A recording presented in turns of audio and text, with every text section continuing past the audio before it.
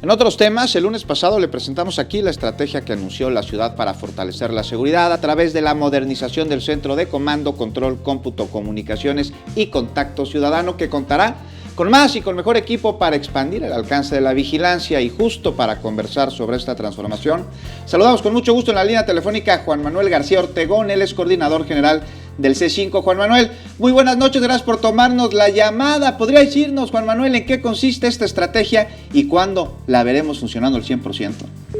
Buenas noches, tocayo. Sí, la estrategia consiste en la actualización de 3.600 postes.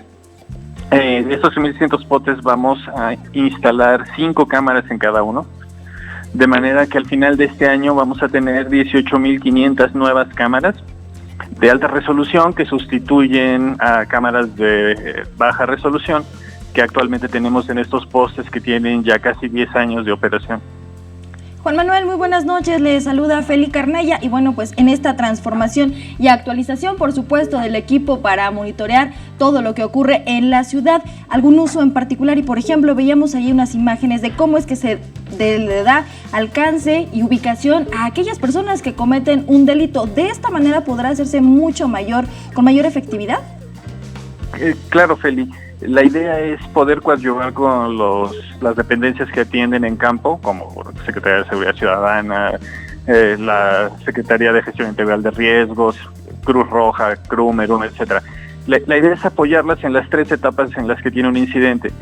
Por un lado, en la preparación, ayudarles en la preparación, ubicar los lugares donde es más común que ocurran ese tipo de incidentes, durante el incidente mismo, como justamente el caso que acabas de comentar, dar seguimientos a vehículos robados o a incidentes que se han ocurrido en el momento. Y también en este caso a la Procuraduría en el tema de forense, es decir, analizar a posteriori lo que ocurrió haciendo uso del video que se graba de las cámaras.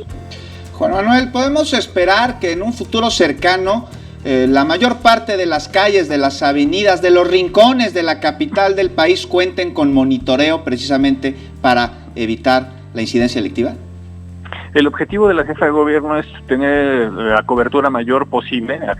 A final de cuentas, se debe entender que también hay limitantes presupuestales relacionadas. Pero para que se den una idea, actualmente tenemos 14.588 cámaras. Al término de este año deberíamos de estar llegando a 29.488. La idea es mantener este ritmo de instalación para lo más pronto posible tener cobertura cercana al 100% en la ciudad. No solamente en términos de tener postes en, digamos, cada boca calle, sino que podamos cubrir la mayor cantidad de puntos colocando varias cámaras en cada poste. Colocando mayor cantidad, y esto por supuesto me imagino que tendrá que ver con aquellos puntos en las alcaldías de la capital donde tengamos mayor incidencia o donde se recurra en alguna práctica delictiva. Así es, uno de los criterios más importantes para la selección de los puntos donde se coloca poste es el índice delictivo de la zona. Entonces no es el único, pero es uno de los más importantes. Juan Manuel, ¿conoce usted si hay estudios que indiquen que la presencia de cámaras pueda inhibir el delito, pues los delincuentes saben que los están vigilando? Ese es un tema muy importante y no crean que está tan estudiado como uno pensaría. La capacidad de disuasión de las cámaras, en el caso por concreto de la Ciudad de México, pareciera no ser muy fuerte.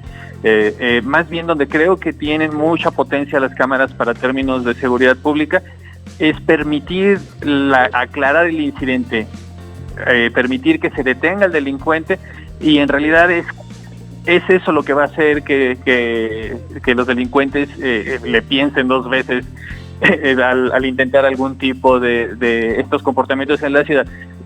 No necesariamente porque se sientan vigilados, sino porque sientan que la impunidad se abate. Juan Manuel, un tema que me interesa saber si es que estas cámaras podrían apoyar es, por ejemplo, en la desaparición de personas, poder tener un mayor seguimiento en el momento en el que se da el reporte de que una persona ha desaparecido y con ello contribuir a su localización. Sí, de hecho vamos a tener también funcionalidades de reconocimiento facial en las cámaras, y lo que nos va a permitir facilitar la identificación de personas.